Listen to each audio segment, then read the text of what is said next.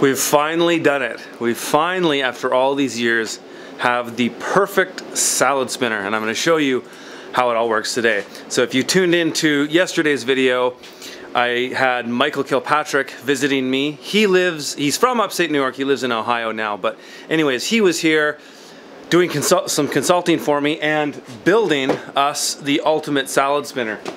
And Michael has an online course. It's $57.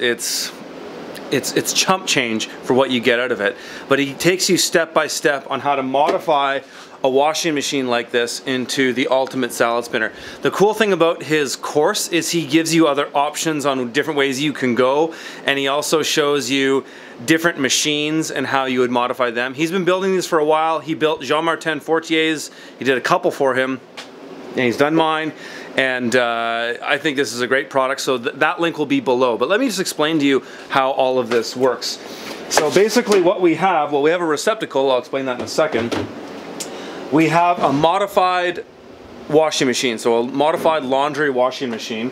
And yesterday, Michael and I went out to an appliance repair store and picked up all the parts we needed. So you can go and buy a new machine, you know, you're gonna spend $300 to $700 for that, and then you can modify it.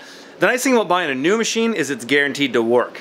What we did is we actually bought two, and basically they're salvage, because all you really need to have a machine do is spin. It doesn't have to have a lot of other functions. I mean, mind you, you do want to have the pump that works, and I'll explain that feature in a minute. But we went and bought two of them for $50 for both, and got all the parts we needed to put this together.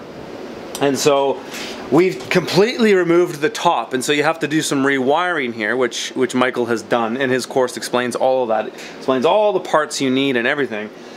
And so we've taken the top off completely because we don't need it, and then we're just basically rewiring into the simple mechanics of this machine. So all we have to have work on here is the motor. The capacitor's got to work. You got to make sure your capacitors work. I've had problems with that before. And then you want to make sure your pump works. And so we've just opened this up. We've taken out a lot of things in here. So there's sort of a cone thing in here. We've taken that out, and there's even a piece below the cone. We removed that as well. So now there's just this little axle there sticking out. And then we've put some PVC. We just used self-tapping screws to put these around here. These essentially just hold the bin in place. So that's really all there is as far as the machine goes. And then this receptacle fits right in it.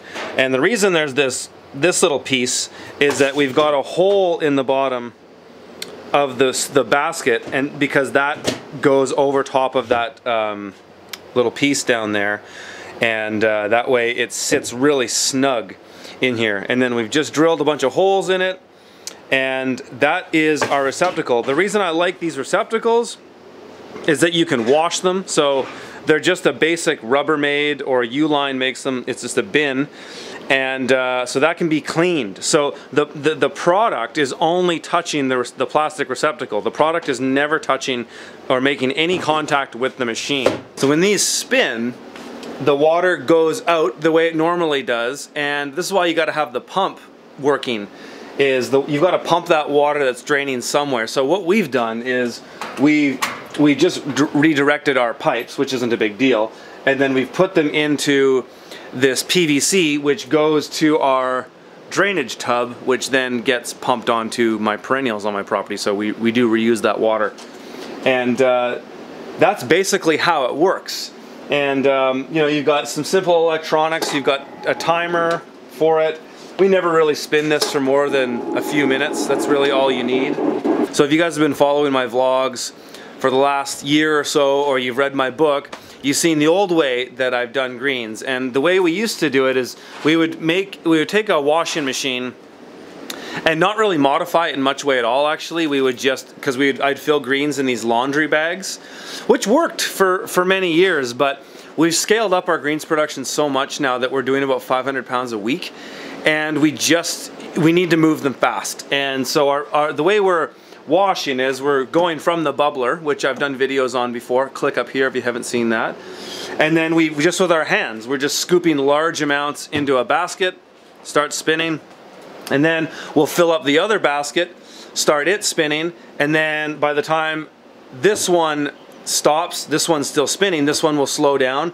That goes on to our drying screen, and so we blow cool, or just blow air on the greens just to get the standing water off them, so they keep better, they hold longer. And then they go in the cooler, and then we pack from there. But that's basically our workflow. So having 2 of these spinners now is greatly increasing our production time. I have yet to make a video on how fast it was.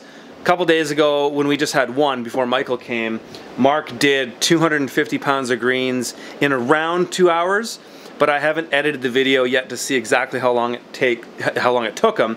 But I'm really interested to see how long it's going to take with these 2 spinners. I'm hoping it's going to increase production a little bit. I'm not expecting it to double it, because all it's really doing is removing the time that we wait for this to stop spinning. So it's just going to keep the flow up. So I'll keep you guys posted on that. But if you want to make a salad spinner like this, check out Michael's course. It's absolutely worth every penny, and $57 is nothing for the kind of value you get out of it. And like I said, I've spent years trying to get the best working design, which I think this is it. So check it out. We'll talk to you guys later.